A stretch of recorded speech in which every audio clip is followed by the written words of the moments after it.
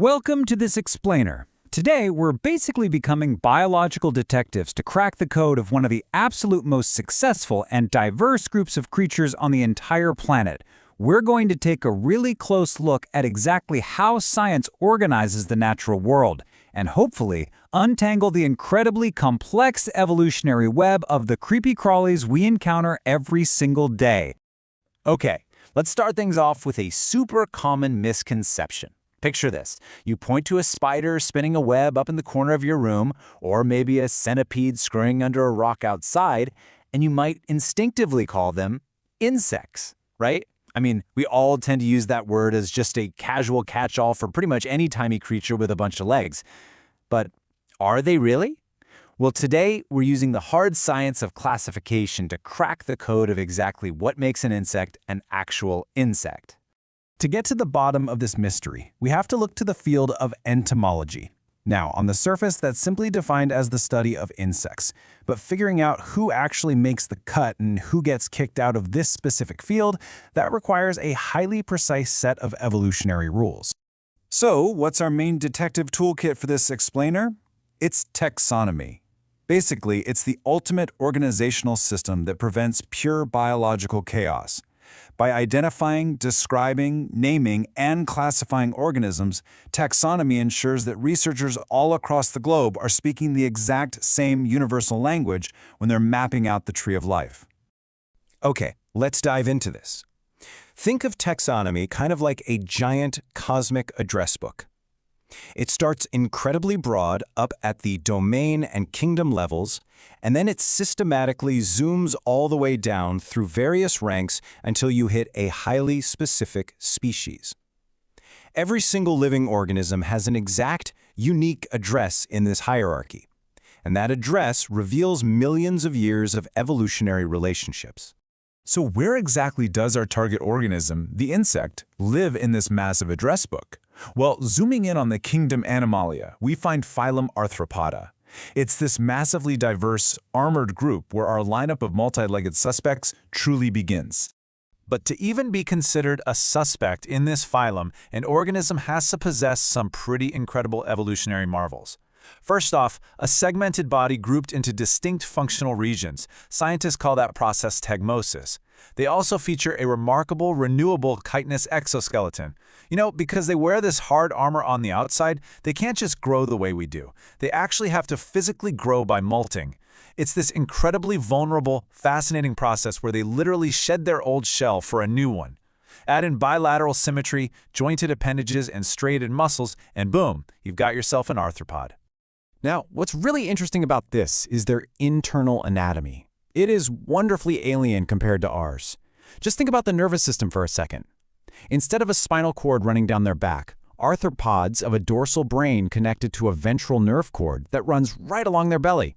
And their circulatory system? It's totally open. They don't have closed blood vessels. Instead, their entire body cavity is just filled with blood, creating what's called a hemocoil, complete with a dorsal heart pumping away right on their back. Crazy, right? So phylum Arthropoda is incredibly vast. It's actually split into 7 distinct classes. This includes the extinct Trilobita, alongside 6 other active classes that we can still find out in nature today. Since our ultimate goal here is to isolate the true insects, we need to briefly interrogate a few of these different classes to see exactly who is who. First up in the lineup is the class Onychophora, which translates to claw-bearing. Take the Peripatus, for instance. It's our prime example for this class. People often call them velvet worms, and they boast this soft, vibrant body with multiple pairs of unjointed legs ending in tiny claws. Some of them even hunt by shooting slime, which is absolutely fascinating. However, its specific anatomy, and especially those unjointed legs, immediately rule it out as a true insect. Next up, we examine class Crustacea. Now, this group is mostly famous for oceanic creatures, prawns and crabs. But astonishingly, it includes the terrestrial woodlouse.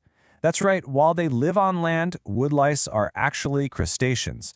They breathe through modified gills, their head and thorax are entirely merged together, and they typically have 2 pairs of antennae.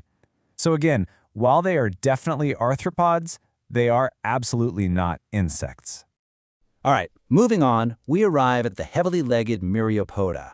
This features two very recognizable classes, the venomous, predatory centipedes of Chilopoda and the scavenging millipedes of Diplopoda.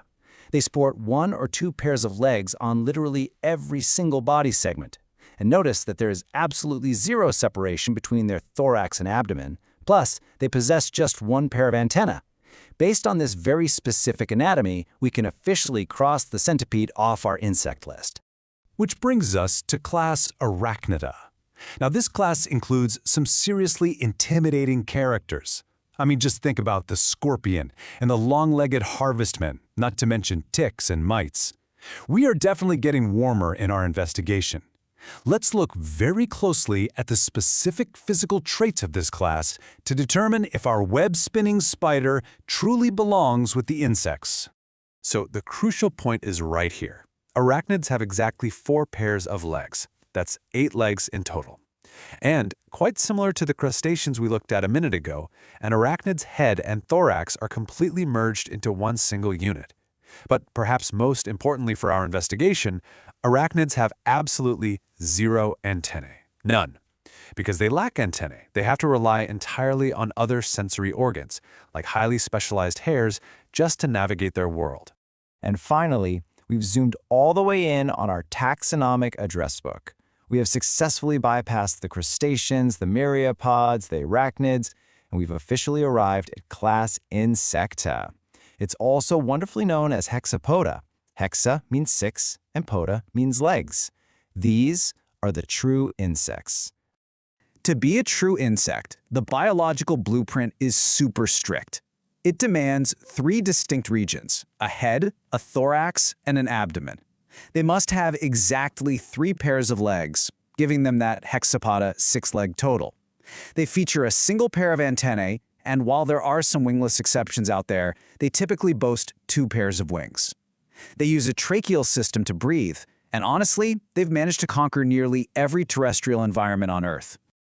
All right, let's bring it all together and put that original misconception from the start of our investigation to the ultimate test. We are going to directly compare class Insecta against class Arachnida to see exactly why people get them confused, and more importantly, how you can spot the difference instantly going forward.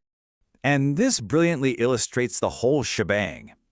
Insects rock 3 pairs of legs, while arachnids rely on 4. When it comes down to the body, insects have a very distinct head, thorax, and abdomen, whereas arachnids have their head and thorax fused together into one structure. And for antennae, insects always have 1 pair, while arachnids have absolutely none. So, is a spider an insect? The taxonomic evidence clearly and definitively says, no way. A spider is an arachnid. We've officially cracked the code, and you now have the taxonomic toolkit to navigate the phylum Arthropoda like a true entomologist. The next time you see a spider crawling across the wall, don't just see a generic bug. See a completely distinct evolutionary marvel, separated from insects by millions of years of anatomical engineering. Thanks for joining me on this explainer. So, what untamed corner of the natural world should we investigate next?